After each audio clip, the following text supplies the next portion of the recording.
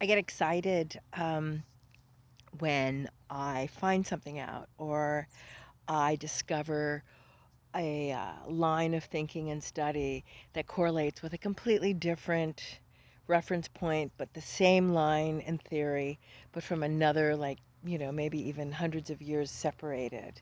I get excited when points of interest correlate and various theses and theories and possible discoveries correlate and become basically one voice or become much more factual.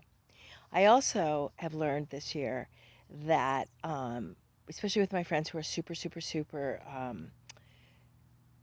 super committed to being Jewish and they don't want to use the word genocide and they are still in a mourning with October 7th, I'm also being a little bit more generous towards those dear friends, even though I completely and 100% disagree with them, and I am not anti-Semitic, and I believe it is a genocide. So there, I have learned this year that you can have that and be that way, and still maybe not be a horrible person, but maybe that's not true too. I don't know.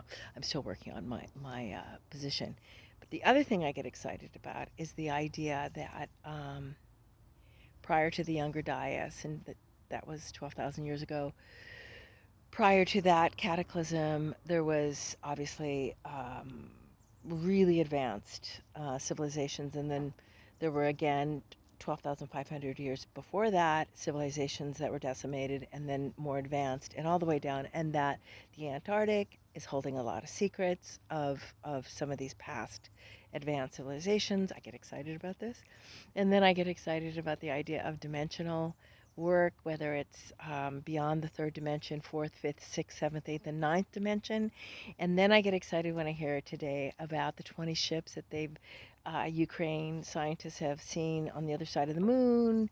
They're 20 miles wide and extraordinarily fast, and there's 20 of them. And you've been hearing various people in the woo woo community talk about the Palladian presence, the Arcturian presence, and all the extraterrestrials. And if you think about it, the math ain't mathing.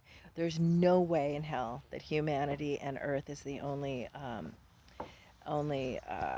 planet with life. It's just there's no way. And then you look up at the sky and you see all the beautiful pictures of all the galaxies, the billions, and oh my God, and this is Maddie. So I get really excited, because there are so many wonderful things that just blow through all of what we're taught and all of Who what you is. talking to?